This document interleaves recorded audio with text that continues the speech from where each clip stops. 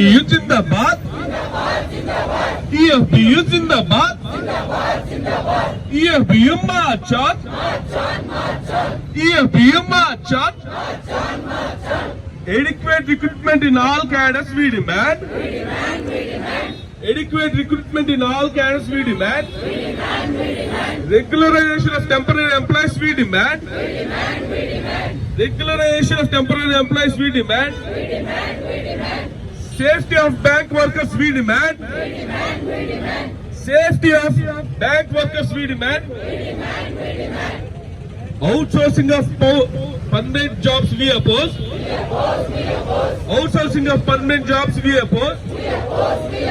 Outsourcing of permanent job we oppose. EFBU march on. Strike ahead march on. Strike ahead march on. పేరు రాజీవ్ అండి. United forum of banks union కి convener గా నిన్ననే ఎన్నికయ్యాను నేను. United forum of banks union అంటే అన్ని బ్యాంకులకి కలిపి 9 యూనియన్లలో అందరం కలిసి ఉన్న యూనియన్ ఇది United forum of banks union. మేము అందరం కలిసి చేస్తున్న ఈ పోరాటం ఇది. దీనిలో ముఖ్యంగా మేము అనుకున్న మా డిమాండ్స్ ఏంటంటే, చాలా కాలం నుంచి చూస్తుంటే మనకి బ్యాంకులో అందరు రిటైర్ అయిపోతున్నారు, వెళ్ళిపోతున్నారు, కానీ రిక్రూట్మెంట్ అనేది తగ్గిపోయింది.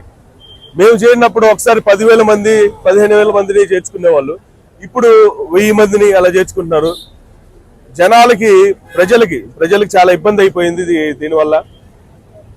అది మా ప్రధానమైన డిమాండ్. అది రెండో డిమాండ్గా మేము చాలా కాలం నుంచి మన దగ్గర టెంపరీగా పనిచేస్తున్న ఉద్యోగస్తుల్ని వాళ్ళు పర్మనెంట్ చేయాలని చెప్పి అది కూడా డిమాండ్ పెట్టుకున్నాము.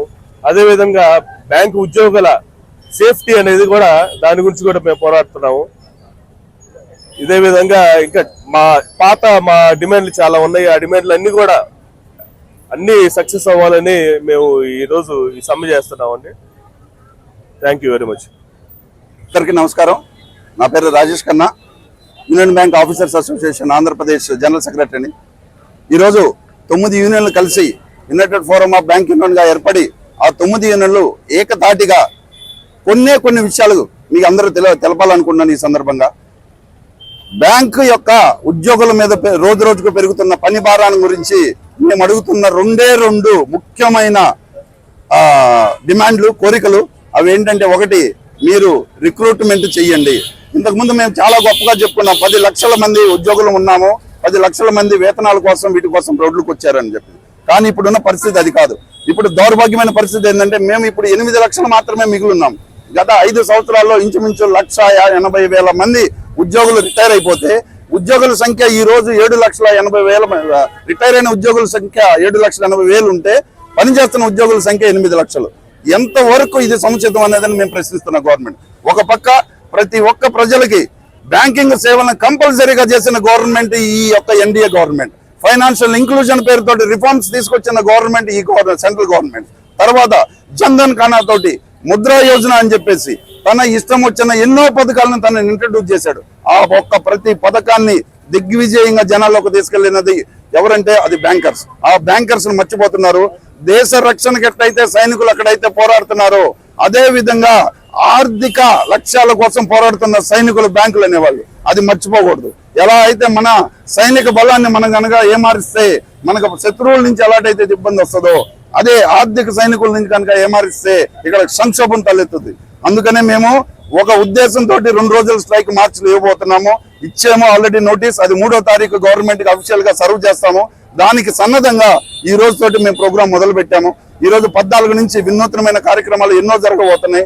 రేపు మార్చిలో జరిగే స్ట్రైక్ కనుక జరిగితే 6 రోజులు ఇంచుమించు బ్యాంకు లావాదేవీలు స్తంభించబడతాయి. ఒక రోజు స్తంభించకపోతేనే ఎన్నో లక్షల కోట్లు లాస్ అయిందని చెప్తున్న ప్రభుత్వం ఒకసారి ఆలోచించుకోవాలా.